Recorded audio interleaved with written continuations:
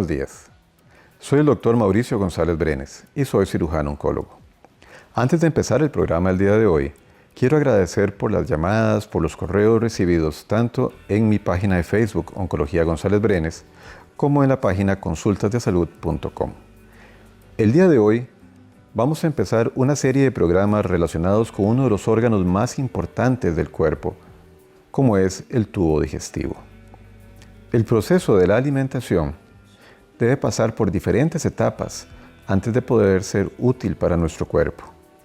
Este órgano tan importante que conocemos como tubo digestivo va a tener diferentes estaciones donde los alimentos se van a procesar en cada uno de ellos hasta llegar al ano. ¿Cómo inicia el proceso de la alimentación? Increíblemente, el proceso de la alimentación empieza en nuestro cerebro, con solo que imaginemos esa comida rica que tanto nos gusta. Con solo que la recordemos, vamos a notar que nuestro cuerpo empieza a salivar. Y además, si somos un poquito más creativos, en nuestra imaginación nos daremos cuenta que también nuestros intestinos empiezan a moverse. Todo esto como preparación para el momento de la recepción de los alimentos en el estómago. Una vez que la comida entra en la boca, y esto es de las cosas que nosotros siempre le insistimos a nuestros pacientes, debemos de masticarla para deshacerla adecuadamente, deshacerla lo más posible, para que cuando llegue al estómago le sea más sencillo la primera parte de este proceso, la digestión.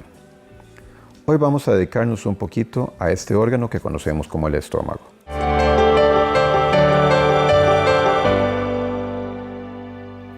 Este órgano, para poder llevar a cabo su función, se encarga de producir diferentes sustancias. Una de las que reconocemos más fácilmente es la producción de ácido clorhídrico. Este ácido clorhídrico sirve precisamente para deshacer esa comida que llegó de la boca y logró pasar hasta nuestro estómago.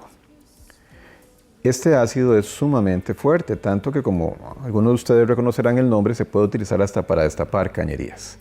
Entonces, dentro de nuestro estómago tenemos también otra serie de células que se encargan de producir sustancias que bajen la acidez en el momento en que no lo necesitamos. Cuando tenemos fallas en esta relación de producción de ácido y producción de moco, es cuando empezamos a tener esos síntomas que son tan frecuentes y por los cuales nos consultan con muchísima frecuencia, como es ese ardor o esa sensación de dolor quemante en lo que la gente llama la boca del estómago, que en realidad es en el sitio donde está ubicado el estómago, el epigastrio, decimos los médicos. Esta producción de ácido va a estar normada por diferentes células que están dentro de nuestro propio estómago. Asimismo, el estómago va a tener también células nerviosas, células musculares. Cualquiera de estas células, ya sea las productoras de ácido, las productoras de hormonas, las células nerviosas, las células musculares, pueden ser sujetas de crear tumores. Recordemos que tumor en doctor significa pelota, que hay pelotas de las buenas y que hay pelotas de las malas. Los tumores malignos más frecuentes del estómago se producen precisamente en las células productoras de moco. El tumor maligno del estómago más frecuente en nuestro país es precisamente el que está en esas glándulas que producen moco y producen eventualmente ácido. Ese se conoce como adenocarcinoma de estómago. Resulta ser que es la primera causa de muerte en nuestro país por tumores sólidos, tanto hombres como mujeres juntos. Si lo dividimos por diferentes grupos tumorales, el cáncer de mama es el más frecuente en mujeres y el que más muchachas va a llevar a fallecer. El de estómago es el número 2, pero en realidad, juntando la incidencia de cáncer de hombres y mujeres, el cáncer de estómago es el que más problema de salud da en nuestro país. Tenemos también otra serie de tumores que se llaman tumores neuroendocrinos. Estos tumores pueden ser de dos formas diferentes.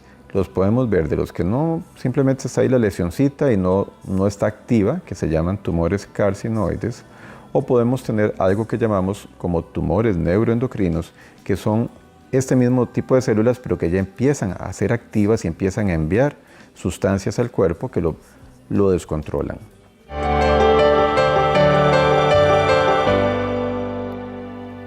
¿Cuáles son las causas de los tumores malignos del estómago?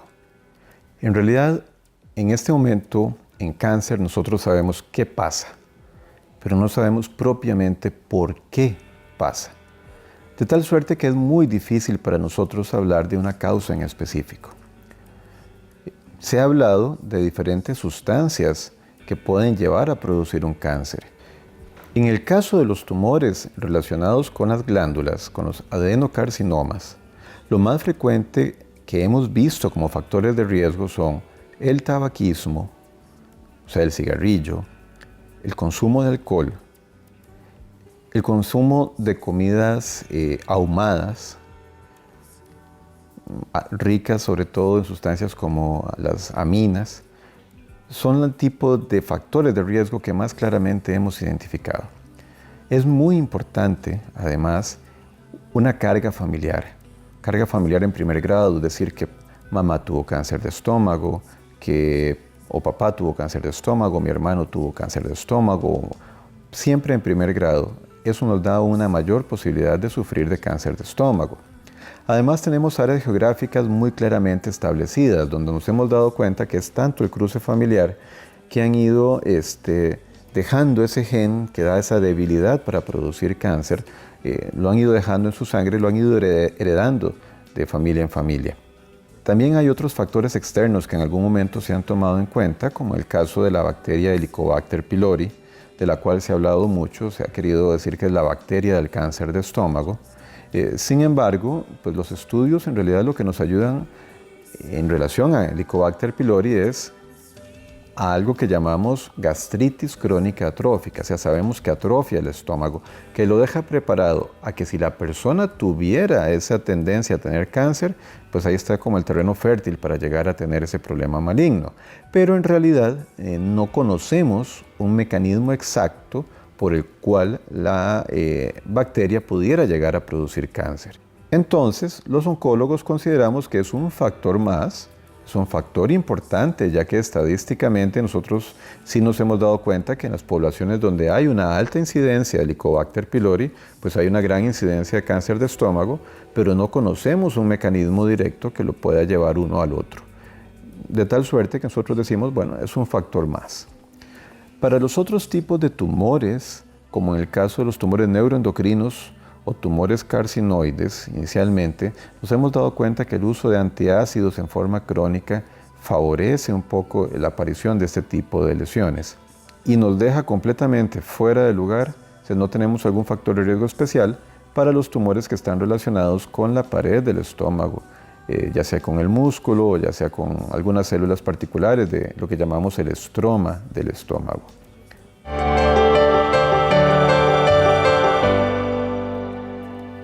¿Cuáles son los síntomas de un tumor maligno del estómago? Si hablamos de tumores de las glándulas del estómago, de los adenocarcinomas, la respuesta es muy sencilla: ninguno. No existe un síntoma particular para el cáncer gástrico más frecuente, que es el adenocarcinoma, el tumor derivado de la glándula, que nos ayude a identificarlo. Lo más frecuente es que los pacientes se hagan una gastroscopía debido a que han estado con dolor en la boca del estómago, esa sensación quemante, ese malestar general cuando se come algo, sensación de llenura, que probablemente esté más relacionado con una gastritis que con un cáncer de estómago. Sin embargo, entonces, en el momento en que se hace la gastroscopía, pues se encuentran la lesión, que puede estar en etapas muy tempranas, muy iniciales del cáncer, o ya en fases avanzadas y aún así no tiene ningún tipo de síntoma específico. Los tumores carcinoides o neuroendocrinos, que son los que se producen en las células que se encargan de crear hormonas en el cuerpo, esos nos dan un poquito más de síntomas. ¿Cuáles son? Son semejantes a lo que percibe una muchacha cuando está en su menopausia, solamente que lo veríamos también en hombres. ¿Qué son estas cosas? Bueno, tendríamos calores, o que de pronto se pone roja la cara, o que tengamos algún tipo de problema de diarreas frecuentes. Es terriblemente inespecífico, pero nos ayuda un poquito o nos invita a pensar un poquito más que algo podría estar pasando. Los tumores que se derivan de la pared del estómago, esos son prácticamente asintomáticos a menos que hayan crecido tanto que hagan algún proceso de obstrucción. ¿Cuál es el tratamiento para estas lesiones? Todas y cada una de ellas son de manejo quirúrgico, es decir, es necesario operarlas. El tamaño y la característica de la operación va a depender del momento en que la encontremos. Y esto puede variar desde algo tan pequeño que hagamos por medio de una gastroscopía, veamos la lesión y nos dediquemos simplemente a quitar ese pedacito que está enfermo, que eso se llama una mucosectomía, que quitamos el tumor de la mucosa, en el caso de los adenocarcinomas o de los tumores carcinoides, o algo tan severo que tengamos que quitar esa parte del estómago que está enferma, que puede ser desde 3/4 partes hasta un estómago completo. ¿Qué podemos hacer en la lucha contra esta enfermedad?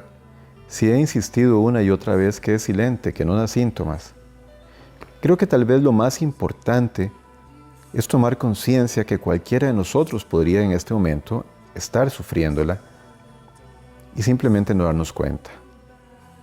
De esta forma, yo sugiero que hagamos una programación para que podamos hacernos un estudio endoscópico, una gastroscopía, una vez al año, una vez cada 2 años como máximo, sobre todo si somos personas mayores de 40 años, que es en el momento en que empezamos ya a ver con mayor frecuencia el cáncer de estómago.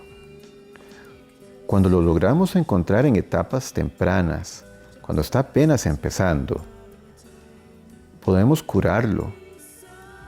Más aún, en la mayoría de los casos no tenemos que hacer una operación grande, sino que simple y sencillamente a través de una gastroscopía lo encontramos, cortamos ese pedacito que está enfermo y logramos rescatar completamente a ese paciente que sufrió de ese tipo de enfermedad. Como han podido ver a lo largo de este programa, las enfermedades malignas del estómago son un grupo de patologías muy complejas que deben ser manejadas por un grupo interdisciplinario con amplia experiencia en el manejo de este tipo de enfermedades.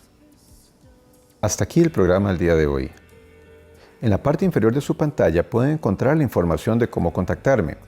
Si desean que trate algún tema en particular en algún programa futuro, le agradezco lo escriba a mi página de Facebook y con muchísimo gusto lo estaremos tomando en cuenta en los próximos programas. Muchísimas gracias por su atención. Que tengan un muy buen día.